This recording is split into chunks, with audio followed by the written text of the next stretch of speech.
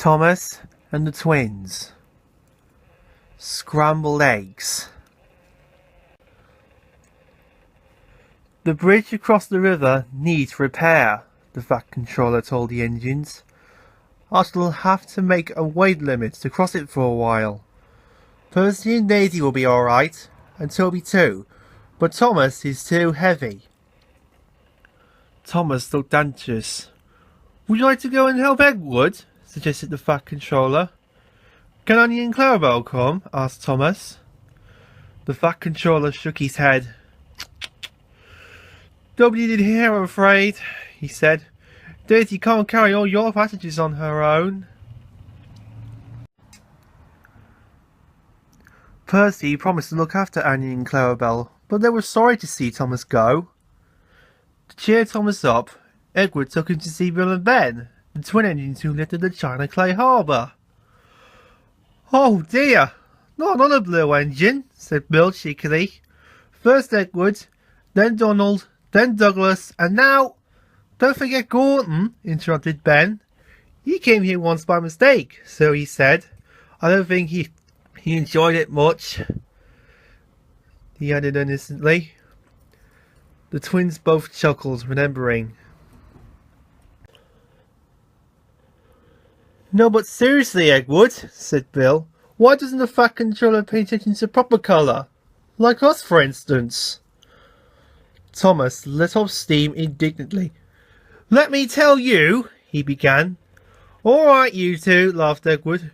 Go and move those trucks or there won't be room for them any more. Bill and Ben, unabashed, went off happily. You just don't have to take them too seriously, explained Edward. Thomas smiled ruefully. I wish you knew how you deal with them, he said. Near the harbour, the line crossed the lane. The crossing had no gate. The lane led to a farm which supplied food to shops in the town. One morning, the farmer had difficulty starting his lorry. He did it at last, but the lorry jerked along in fits and starts. The farmer was worried about his load of butter and eggs and milk. That milk will be turned to butter soon, he muttered to himself as he neared the level crossing.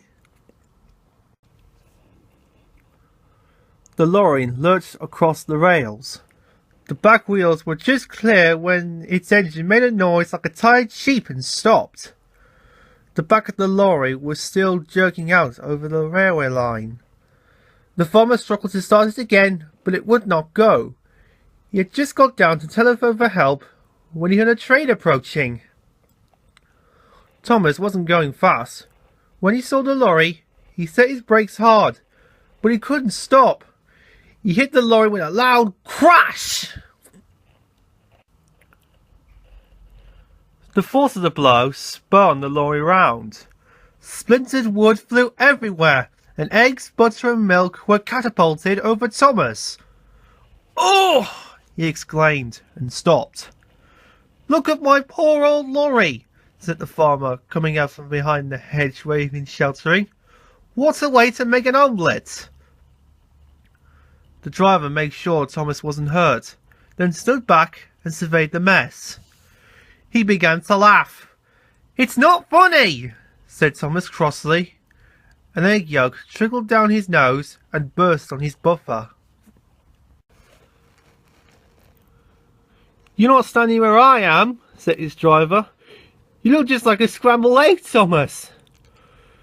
If a scrambled egg feels as sticky and wet as I do, then it's very uncomfortable, said Thomas. Please clean me. Both his driver and his fireman tried hard, but the heat of Thomas's boiler had cooked the eggs, and they were stuck fast.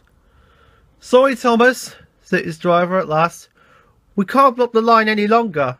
We shall have to go on. At the end of the line, Thomas was taken to Bill and Ben's yards to be cleaned. The twins were there. What's this? Asked Ben. Must be a new engine, said Bill. Ben expected the arrival. No, Bill, he said. That's not a new engine. It's Thomas. But it's our colour, Ben.